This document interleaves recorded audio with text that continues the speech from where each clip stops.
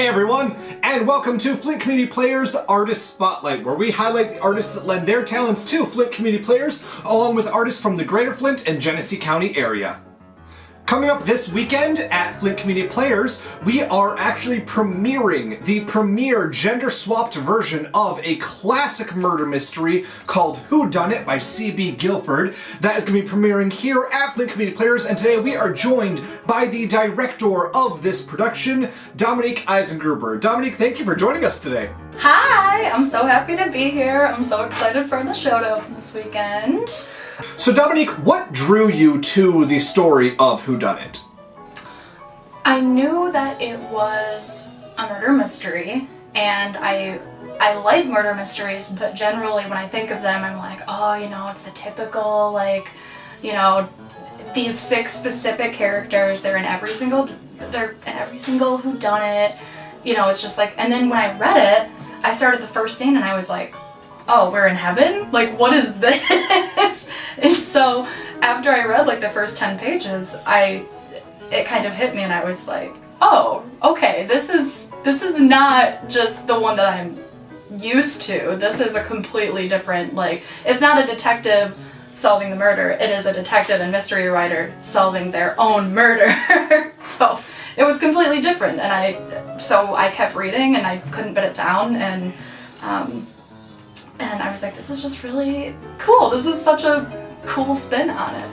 So like we talked about at the beginning of the video, Flint Community Players is going to be premiering a gender-swapped version of this murder mystery, and you are actually the one who, after getting the director gig, had submitted the information to Concord and everything, asking if this was a thing we could do and everything. So since this was your idea that you had developed and everything, why don't you tell us a little bit about your vision for wanting to gender swap this show and what went into that?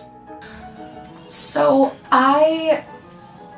like I said, when I was reading it, I couldn't put it down, and there were still some things, because it is an older script, there were things that I was reading that kind of made me question, you know, what, like, nowadays we wouldn't say things like this. Like, there were just occasional things where I was like, ooh, that's really interesting that that's being said, but then thinking about what would the audience's response be if that was being said to a member of the opposite gender. So that's kind of where it started coming from, and then I kept thinking about it and I was like, I've seen a lot of murder mysteries and plays, and specifically with live theater, I don't think I've ever seen one that stars a female protagonist, a female detective, a female lead, and I know that there are a lot of movies with them, but even Agatha Christie, she's an amazing mystery writer, but even her shows star men. Yeah, and like, it's been fun just like watching how natural people are feeling and stuff. Like, I think the chemistry in the cast is so good. Yeah, I think that really the most important thing to remember is that at the end of the day, it's just a murder mystery.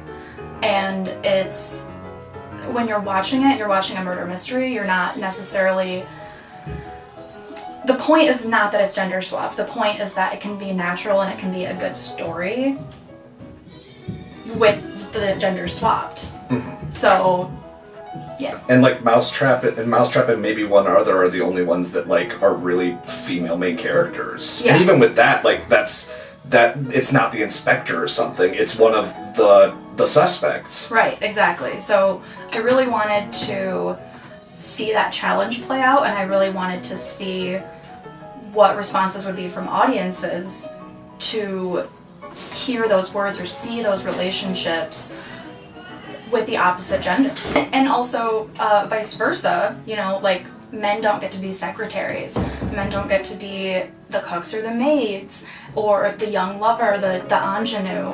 And so it's not just something to showcase female identifying actors, but also male identifying actors. It's a challenge for them as well, because it's a role that is typically played by the opposite gender. So it's really interesting to see their take on it as well. So as the director of a murder mystery and a lover of murder mysteries, what do you think makes a good murder mystery? I specifically really like horror movies, And so I guess murder mysteries are the closest thing to that generally, and a live theater aspect. So definitely like an interesting murder, and suspicion. Suspicion is like key. Like you gotta build up that suspense through the whole thing. And always like a twist, a really good twist at the end always makes it so much better. Being questioned and, you know, like oh, I think it's this person, but wait, now I think it's this person. Kind of like changing what you think it's going to be. Definitely that. Suspense, twists, questioning, all that stuff. So, something that always happens in murder mysteries and mystery and crime stories is, especially these older ones, is that when they catch the person or they catch the murderer, they say something really cool. So, let's put you into those shoes. Let's say, Dominique, that you have caught a killer. What is something cool that you would say before locking them away? I always go for the punny. That's just my style. And I would always do it based on whatever the murder was, right? So if it's a stabbing, you know, like if he's being locked away, I'd be like, looks like you'll have to take a stab at the slammer, sir. God. Take a stab at jail time. I hate it. I hate it so much. Oh gosh. This is like one of the best and dumbest questions I've ever asked for these. Do you have another?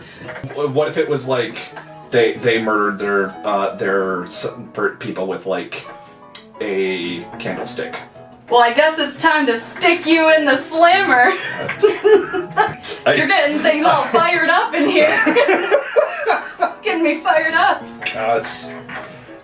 So you've directed a lot of shows with a wide range of genres over the years. What would you say is your favorite genre of show to direct?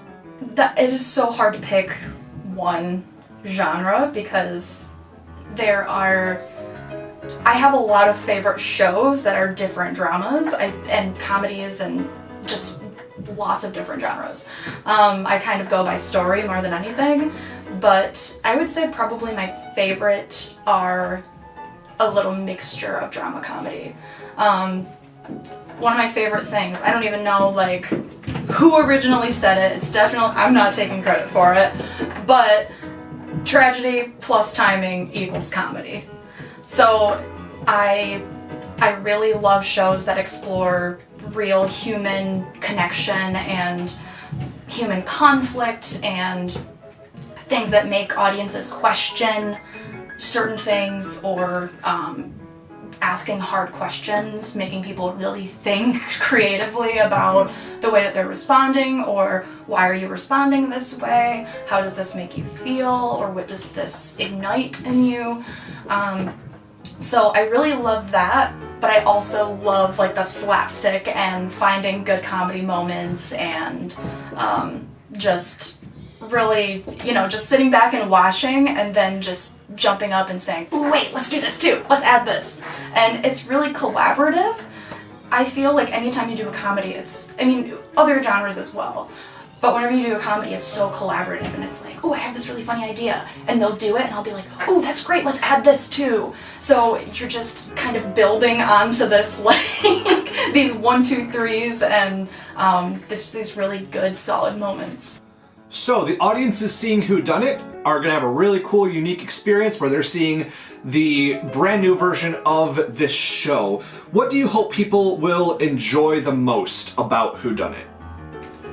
I really hope that people come in and give the show a shot. I hope that we have people who don't even know the show who come in and just see it as a murder mystery.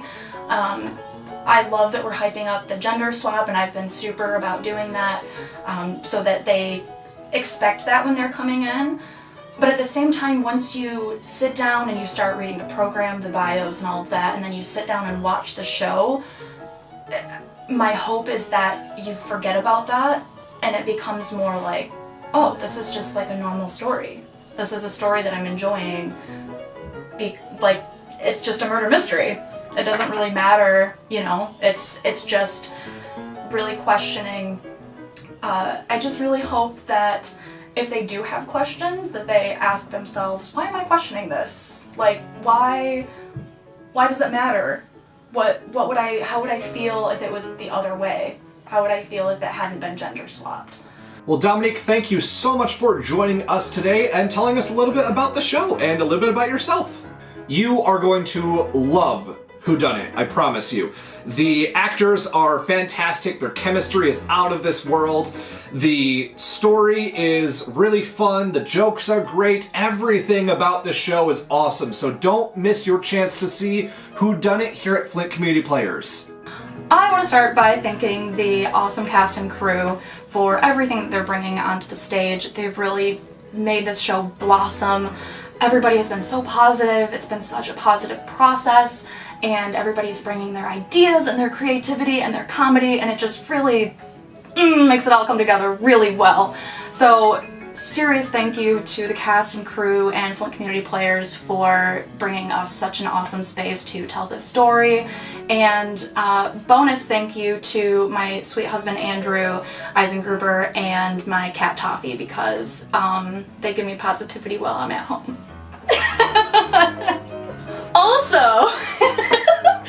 Also, come see the show March 2nd through 12th. We are running the 2nd through the 5th for the first weekend and the 10th through the 12th for the last weekend. Come check us out. Remember that you can get your tickets 3 different ways. The box office is open an hour before the show starts. That's way number 1. You can call the box office phone number at 810-441-9302. That's option 2. And you can always visit our website at www.flintcommunityplayers.com to get your tickets.